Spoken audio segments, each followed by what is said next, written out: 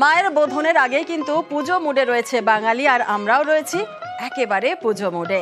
আর আজকে আমার পোশাক সৌজন্যে রয়েছে প্রিয় গোপাল বিষয়ে। প্রাণের পুজোয় মাতোয়ারা হয়ে রয়েছে গোটা বাংলা।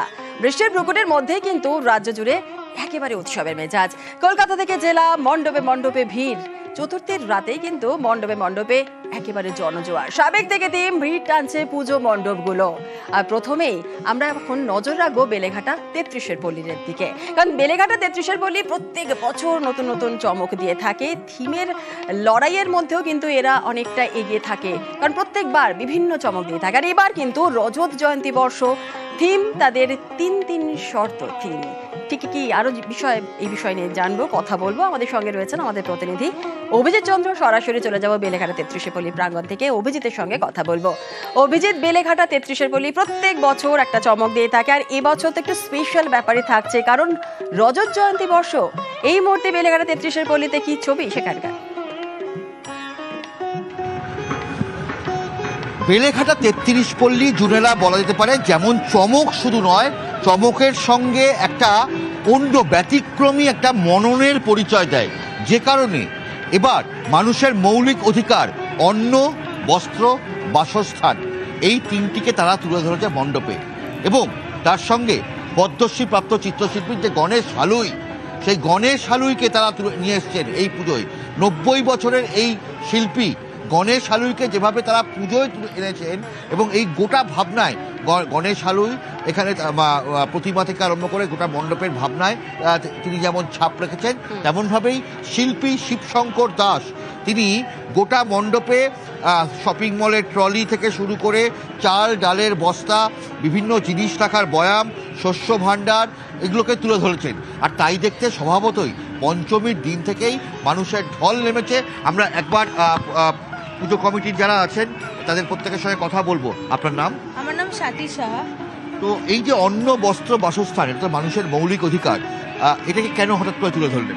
আমরা আমাদের শিল্পী শিবশঙ্কর দাস যেটা মানুষকে বার্তা দিতে চেয়েছে, সেটা হলো যে এই যে অন্ন, বস্ত্র, বাসস্থান যারা আমাদেরকে জোগাড় করে দিচ্ছে, এই চাষি থেকে শুরু করে বিভিন্ন শ্রেণীর মানুষেরা, যারা আমাদেরকে আমরা বলে থাকি নিচু শ্রেণীর মানুষ, কিন্তু কোথাও না কোথাও কি তারা হয়তো প্রপার অন্ন, বস্ত্র, বাসস্থানটা তাদের কাছে জুটছে না। তো এটা একটা বার্তা এবং মা দুর্গার কাছে একটি প্রার্থনা, যাতে আমরা সবাইকে সমান চোখে দেখি এবং সবাইকে সমানভাবে রাখি। একেবারে বেলেঘাটা 33-এর পল্লী একটা সামাজিক বার্তা দিতে চলেছে, সেই ছবি আমরা দেখলাম। অনেকে ধন্যবাদ অভিজিৎ। আর কলকাতার পাশাপাশি জেলাও কিন্তু কোনো অংশে পিছিয়ে নেই। জেলাও কিন্তু পাল্লা দিয়ে দৌড় দিচ্ছে কলকাতার সঙ্গে। একটু মালদার দিকে নজর রাখা যাক। মালদা অনেক সঙ্গের পুজো এবার 74তম বছর বর্ষে পদার্পণ করেছে। তাদের থিম স্বপ্নের ময়ূরের দেশ, নজর কাড়া মণ্ডপ। আরো একটু জানিয়ে আমাদের সঙ্গে রয়েছেন আমাদের প্রতিনিধি সেবক। সরাসরি চলে যাব সেবকের কাছে। সেবক, পঞ্চমীর অনেক শুভেচ্ছা। অনেক সঙ্গের পুজো এবার 74 বছর বর্ষে পদার্পণ করেছে। সুন্দর একটা থিম, স্বপ্নের ময়ূরের দেশ। একটু আমাদের মণ্ডপ দেখাও, এবং অবশ্যই যারা দর্শনার্থীরা যারা আসছেন তারা কি বলছেন, এবং কর্মকর্তারা যারা রয়েছেন তারা ঠিক কি মেসেজ দিতে চাইছেন।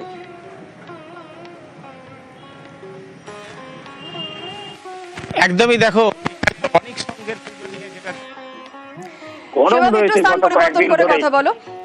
দেখো গত কয়েকদিন ধরে এখানে গরম রয়েছে, ঘাম ঝরছে মানুষের, কিন্তু তারপরেও মানুষ প্রতিমা দেখতে বেরোচ্ছেন। বৃষ্টি কেউ চাইছেন না, অসুর তারপরেও মানুষ প্রতিমা দেখতে বেরোচ্ছেন। বৃষ্টি কেউ চাইছেন না, অসুর বৃষ্টি যাতে না হয় এটাই মানুষ চাইছেন।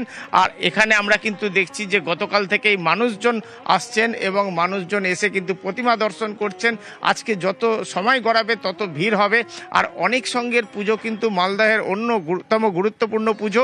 আর পুজো কিন্তু উদ্যোক্তা ছাড়া হয় না, যাদের অক্লান্ত পরিশ্রমে পুজো হয়। প্রথমেই পুজো যারা উদ্যোক্তা আছে, এবার কি বার্তা দিতে চাইছেন এবং মানুষের কতটা সমর্থন চমক দিয়ে থাকে আমাদের মালদাবাসীদের। এবছরও আমরা চমক দিয়েছি আমাদের কালকে গত চতুর্থীকে। একেবারে অনেক ধন্যবাদ সেবক।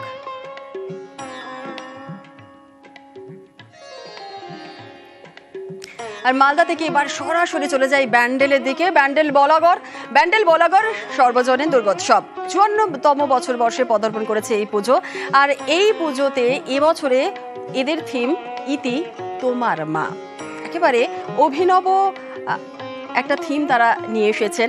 এই কারণে, কারণ প্রত্যেক বছরই এই বলাগড় সর্বজনীন দুর্গোৎসব পুজো তারা প্রত্যেক বছর একটা চমক দিয়ে থাকেন। কলকাতার সঙ্গে পাল্লা দিয়ে কিন্তু এগিয়ে রয়েছে জেলার পুজো, আপনাদের যেমনটা বলছিলাম।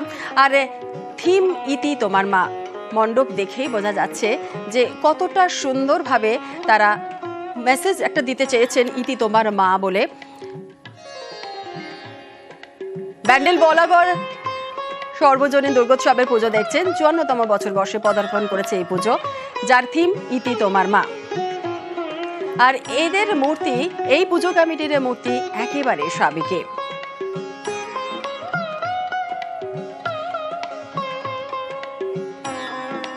সোমনাথ রয়েছে, সোমনাথের কাছ থেকে একটু জেনে নেব ব্যান্ডেল বলাগড় সর্বজনীন দুর্গোৎসব কমিটি একেবারে সাবেকি প্রতিমার আমরা দেখতে পাচ্ছি, এবং প্যান্ডেল জুড়ে একটা অন্যরকম বার্তা দিতে চলেছেন এই কমিটির, পুজো কমিটির যারা উদ্যোক্তারা রয়েছেন। ইতি তোমার মা, একটুখানি বিস্তারিত জানাও যে আর কি কি এই প্যান্ডেলের মধ্যে ইতি তোমার মায়ের ছোঁয়া রয়েছে।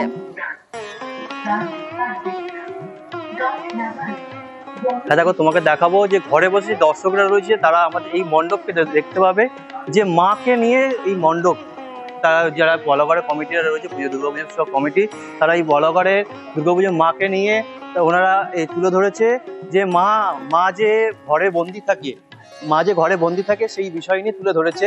আমি জানার চেষ্টা করব যে পুজো কমিটির কাছ থেকে কি তুলে ধরতে চেয়েছিলাম। নমস্কার, আমাদের থিমের নাম হচ্ছে ইতি তোমার মা। এই ইতি তোমার মায়ের আমরা 5টা ধাপে ভাগ করেছি। ইতি তোমার মায়ে আমরা প্রথমেই দেখিয়েছি মায়ের শৈশব রূপটাকে, শৈশবের যে প্রতিরূপ, শৈশবে যে খেলে বেড়ানো, খেলাধুলা করা বা বিভিন্ন রকম আঙ্গিকে সেই চিত্র প্রদর্শনীর মাধ্যমে আমরা তুলে ধরেছি। এবং দ্বিতীয় পোর্শনটাকে মায়ের যে মাতৃত্বের প্রতিরূপ, সেটাকে আমরা তুলে ধরেছি। মায়ের যে শৈব শক্তির সঙ্গে মিলিত হয়ে যে মা তার সন্তানকে পৃথিবীতে আনছে, সেই ব্যাপারটাকে আমরা তুলে ধরেছি। তৃতীয় অংশে আমরা দেখাচ্ছি মায়ের যে কষ্ট করে মা মানুষ করছে ছেলেকে, তাকে একটা সমাজে প্রতিষ্ঠিত করছে মা তার। এবার আমরা চতুর্থ আঙ্গিকে আমরা দেখাচ্ছি যে মায়ের বন্দি দশা, অর্থাৎ মা অ্যাকচুয়ালি এটা আমাদের বন্দি ব্যাপারটা, যে তার স্বাধীনতা নেই। মা বৃদ্ধ বয়সে ক্লান্ত বিধ্বস্ত ছেলেকে মানুষ করে, সে একটা ক্লান্ত বিধ্বস্ত অবস্থায় সে এখানে তিনি আছেন এবং তাকে দেখার কেউ নেই। তিনি একটা মনে হচ্ছে যেন গারদখানায় রয়েছেন।